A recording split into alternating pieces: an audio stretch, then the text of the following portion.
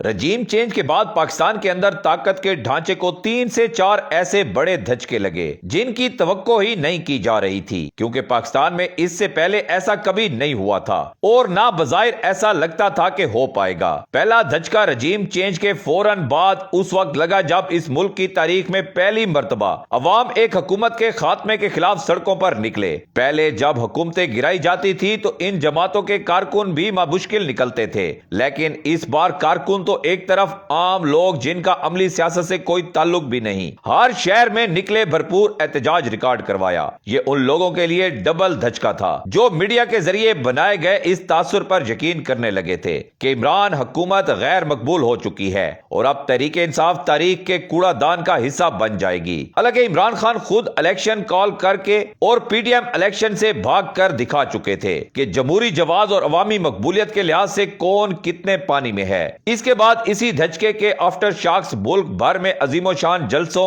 اور long marches کی شکل میں آتے رہے۔ دوسرا دھچکا جولائی 2022 میں اس وقت لگا جب پنجاب اسمبلی کی 20 نشستوں پر ضمنی الیکشن ہوا۔ حمزہ شہباز کی حکومت تھی، اسے مقتدرہ کی حمایت حاصل تھی۔ 12 جماعتی اتحاد اور تحریک انصاف سے نکالے گئے دھڑوں کے متفقہ امیدوار میدان میں تھے۔ تحریک انصاف کے لوگوں کو توقع نہیں تھی کہ ہم جیت جائیں گے، لیکن نتیجہ آیا تو پی ٹی آئی نے 16 نشستوں کے ساتھ لینڈ سلائیڈ حاصل کر لی۔ اس دھچکے کا زوردار آفٹر شاک اکتوبر 2022 میں اس وقت لگا جب حکومت نے اپنی مرضی کی 9 نشستوں پر استعفے قبول کر کے ضمنی الیکشن کروایا۔ یہ وہ نشستیں تھی جہاں پی ٹی آئی گزشتہ عام انتخابات میں تھوڑے مارجن سے جیتی تھی اور مخالف جماعتوں کے مجموعی ووٹ بہت زیادہ تھے۔ اپنی مرضی سے میدان منتخب کر کے 12 جماعتی اتحاد مقتدرہ کی حمایت اور مضبوط مقامی الیکٹیبلز کے ساتھ میدان میں آیا تو عمران خان قبائلی علاقے اور مردان سے ننکانہ، فیصل آباد اور کراچی کے کرنگی تک پھیلے۔ ان سب حلقوں میں خود امیدوار بن گئے۔ بیک وقت سب سے زیادہ حلقوں پر الیکشن لڑنے اور الیکشن لڑ کر جیتنے کا ریکارڈ قائم کر دیا۔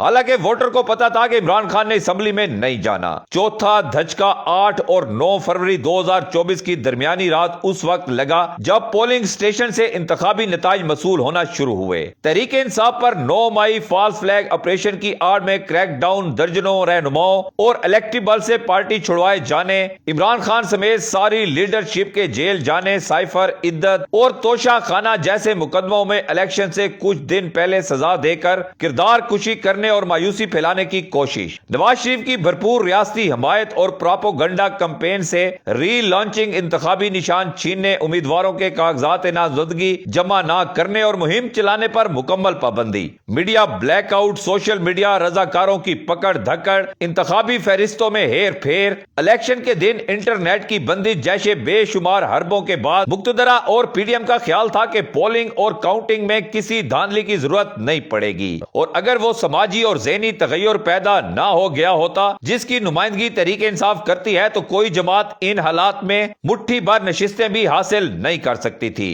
لیکن نتائج آئے تو ان اہلکاروں کو بھی واپس بلانا جو چھٹی کر کے گھر چلے گئے تھے، اور جعلی فارم 47 بنانے جیسی بھونڈی ترین دھاندلی کرنی پڑی۔ تحریک انصاف کی جیتی ہوئی نشستوں میں نصف سے زائد چھین لی گئیں، لیکن سنگل لارجسٹ پارٹی پھر بھی تحریک انصاف رہی۔ ان سیاسی زلزلوں نے اس سیاسی کلچر کی عمارت مسمار کر کے رکھ دی جو 1985 کے غیر جماعتی الیکشن کے نتیجے میں تخلیق پایا تھا۔ اب یہ عمارت مصنوعی سہارے سے ہی کھڑی ہے، اس کی بنیادیں ہی ختم ہو چکی ہیں، کسی بھی وقت گر کر اپنے مکینوں کو لہولہان کر دے گی۔ اس لیے یہ لوگ 2/3 اکثریت کی حامل حکومت اور بدترین امریت کے باوجود بہت ڈرے ہوئے ہیں۔ 26ویں اور 27ویں آئینی ترمیم کے ذریعے عدلیہ کی آزادی کا خاتمہ، تاحیات استثناء حاصل کرنا، عمران خان سے ملاقاتوں پر پابندی، میڈیا بلیک آؤٹ، امریکہ میں لابنگ، ہمسایہ ممالک سے تعلقات کی مسلسل خرابی، نون لیگ کا مقتدرہ سے مزید ضمانتیں مانگنا، اس وقت یہ سب چیزیں اس خوف کے ثبوت ہیں جو یہ حکومت اس وقت برداشت کر رہی ہے۔